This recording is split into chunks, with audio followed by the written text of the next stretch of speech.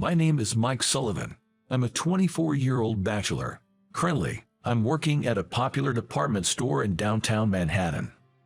I drank too much. I was nursing a pounding hangover, contemplating going back to bed, when suddenly my smartphone started ringing. The call was from my boss, the department manager. Why would he be calling on the store's day off? As I picked up the call with a puzzled look, my boss excitedly greeted me.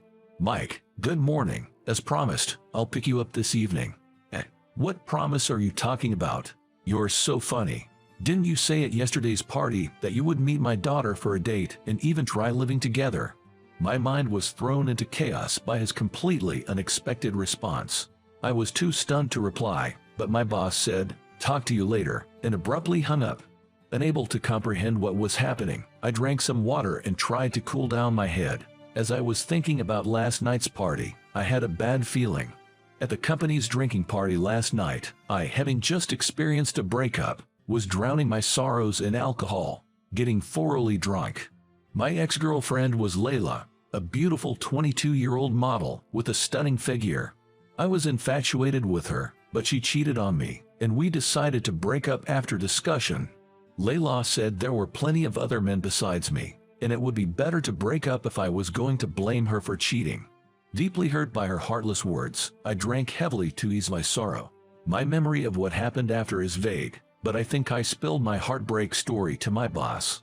Just as I received a message from a coworker asking, "Were you all right yesterday?" and asked for the details of what I had discussed with my boss, a terrifying truth emerged. Seeing my heartbroken state, my boss had a suggestion. "Would you like to meet my daughter for a date? She's turning 37 this year and seems eager to get married. She's seriously looking for a partner, and she seemed to like you when she saw you at the store. I'm about to retire soon, and I'd love to see my grandchildren. I'm married to an older woman, and trust me, it's really great." In my drunken state, I apparently casually replied, "Sure, why not?" Cheered by my response, my boss even suggested, "Why don't you try living together for a month to get to know each other better? I'm sure you'll like her once you spend some time together." To your words, boss. I despise my past self for raising a glass and saying that.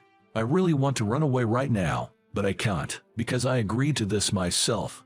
As promised, my boss came to pick me up at my place in the evening. Apparently, we were heading to a fancy restaurant where I was supposed to meet his daughter for the first time. After dinner, we'll head straight to the apartment where my daughter lives alone. The apartment is fully furnished, and you only need to bring the bare minimum. While you two are eating, I'll move your stuff to the apartment.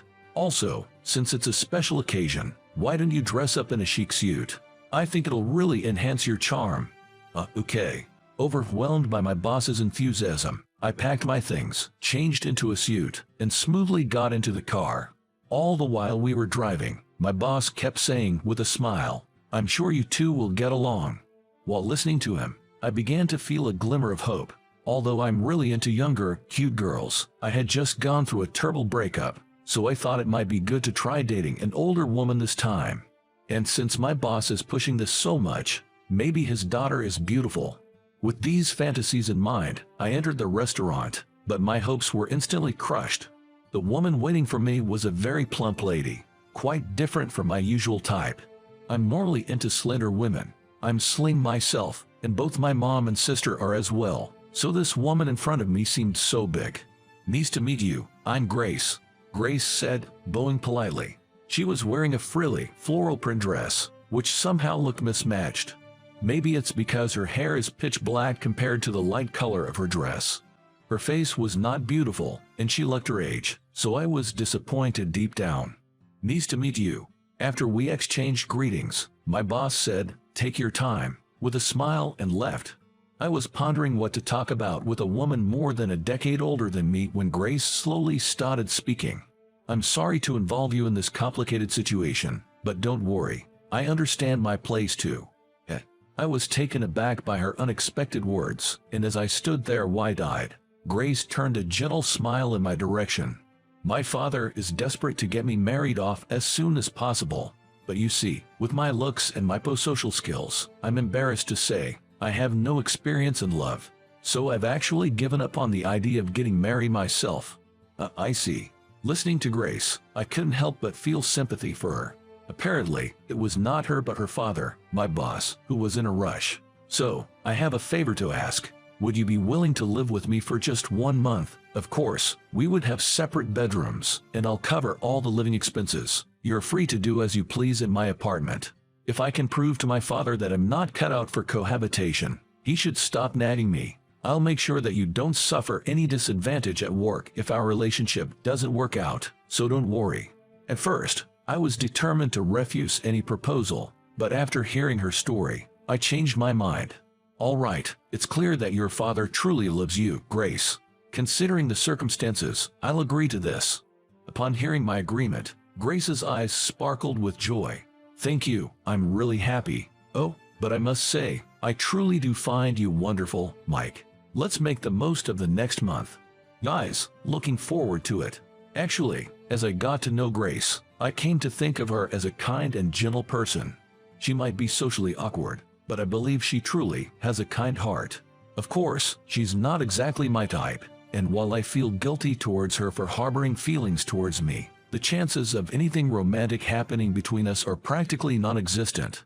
And so, we embarked on a 1-month trial of living together. My boss was overjoyed, exclaiming they're going for it. However, we had planned to end it in a month, with the agreed-upon excuse of we just didn't click. In reality, though, living with Grace turned out to be nothing short of comfortable. At first, the age gap and lack of common topics of conversation concerned me, but one day, I learned something surprising about her that changed our dynamics. Those flowers are beautiful. Did you buy them? When I asked about the small white flower arrangement adorning the windowsill, Grace shook her head. No, I made that. You made that, Grace. I didn't know anything about her, but it turns out Grace was actually a flower arrangement instructor. As someone with a keen interest in fashion and art and working at a department store, I was intrigued by her work. What was your inspiration for this arrangement? When I asked, Grace's eyes sparkled as she explained her creation. This white flower is called a snowdrop. Isn't it gorgeous? I imagined a silvery world and used the snowdrop as a main element to express the sparkling beauty of winter. Hearing her explain her unique worldview, I found Grace incredibly fascinating. Chatting about the arrangements was so enjoyable that time flew by. Initially, we planned to have separate meals, but I found myself wanting to spend more time with her. Without even realizing it, we naturally started sharing meals together. Grace was quite skilled in household chores, especially cooking, which she could have been a professional at. Initially, we planned to split household chores, but Grace being an early riser, the house was always spotless by the time I woke up. Feeling guilty, I offered to help, but Grace said I was the one who imposed this arrangement. In the end, aside from doing the laundry and cleaning my own room, Grace took care of all the chores. I was living in a consistently clean and organized house, with well-balanced and delicious meals. The comfort was unsurpassed. At work, my boss often checked in on our situation. How's living with my daughter, Mike? It's really enjoyable. Grace is excellent with household chores. I'm truly grateful. That's good to hear. She's always saying love is impossible for someone like me. She's our precious daughter, but she always puts herself down. Hearing my boss's story, an idea popped into my head. I'd been wanting to thank Grace, who always prepared delicious meals, so I decided to make her a present in my own way. I found a piece of fabric that would suit her and decided to use my sewing skills to make her a custom-made piece from scratch. My mother was a sewing instructor, and sewing is my secret hobby. I currently manage the fashion floor at a department store. Of course, in order to make the dress, I needed to take her measurements. When I told Grace about my plan, she was thrilled.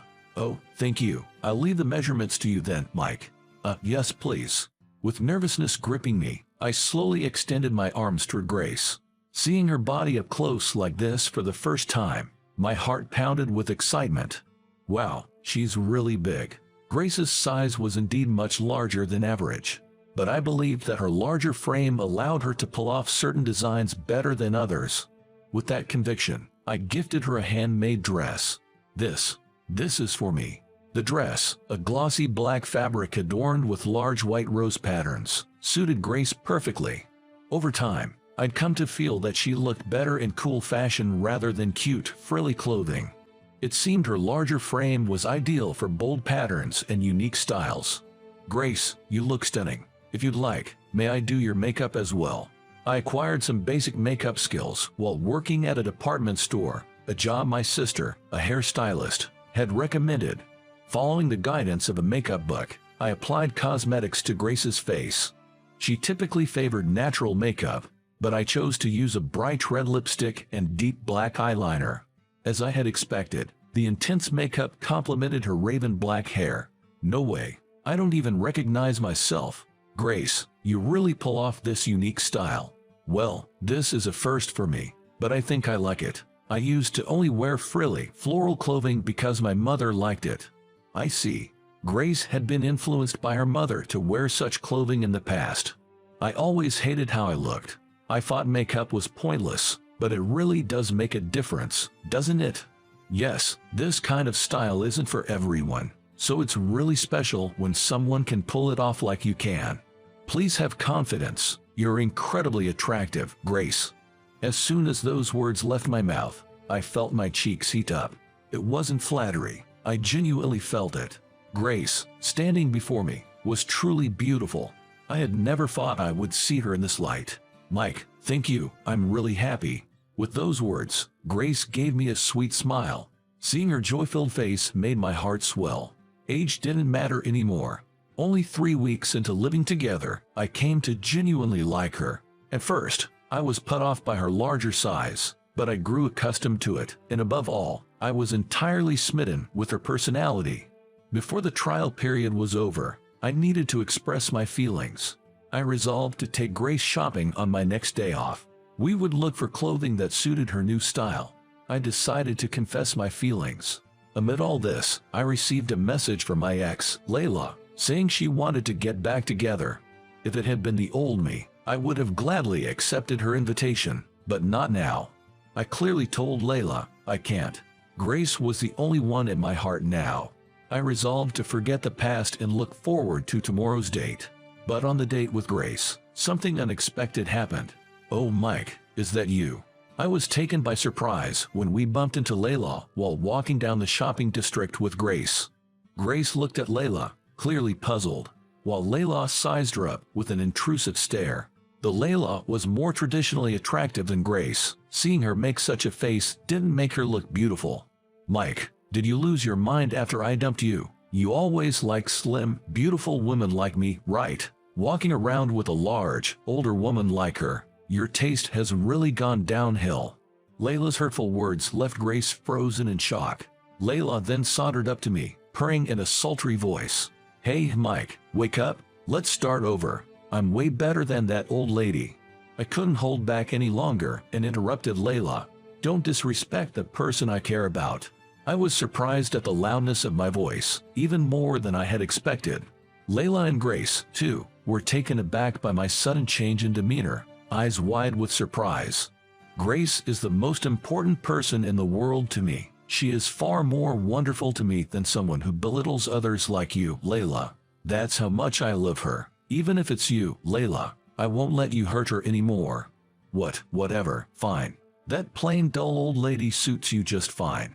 With that, Layla spat out her parting shot and ran off somewhere. Realizing that the people in the town were paying attention to us, I took Grace's hand and moved to a quiet park. Grace was shedding a waterfall of tears, possibly hurt by Layla's words. I had to take her to a quiet place to calm down. As we sat down on a bench together, I first apologized to Grace. "Grace, I'm sorry for what happened earlier. My ex was speaking out of line. You shouldn't take it to heart." As I said that, Grace looked up at me with teary eyes. "No, it's not that. I'm happy. I've always hated the way I look. I thought no one would ever like me, but I was really happy when you said that, Mike. I've liked you since the first time I saw you." Grace, overwhelmed with happiness, I gently pulled her into an embrace. "I love you too, Grace. You're really beautiful." As I said that and caressed her back, Grace grasped my hand and said, "Yes, even if other people put me down. If you say that to me, Mike, that's enough for me." It ended up being quite different from what I had initially imagined, but I was able to convey my feelings to her. And with that, we officially started dating and told my boss that we were planning on getting married eventually. The boss was very pleased with the news. Yay! I couldn't be happier about my lovely daughter and adorable subordinate getting together. And so, after a year of dating, we registered our marriage successfully. Currently, we are preparing for our wedding ceremony. Grace had lost a significant amount of weight since we met, so we had to make a new wedding dress for her. Grace really has become so beautiful since meeting Mike. As the boss said this, he sighed dreamily while looking at a flower arrangement magazine. And on the cover of that magazine was Grace herself. Having built up a career as a flower arrangement instructor, Grace, with her accomplishments and chic style, had become a notable and charismatic figure in the flower arrangement industry. Grace, who wore the resized black dress I gave her as a present to fit her slimmed-down figure, was several times more beautiful than when we first met. Love is a powerful thing, isn't it? After meeting Grace, I was able to heal from the heartbreak and experience the joy of love again. No matter what lies ahead, if it's with her, we can overcome it together. With that conviction in my heart, I showed the boss a beaming smile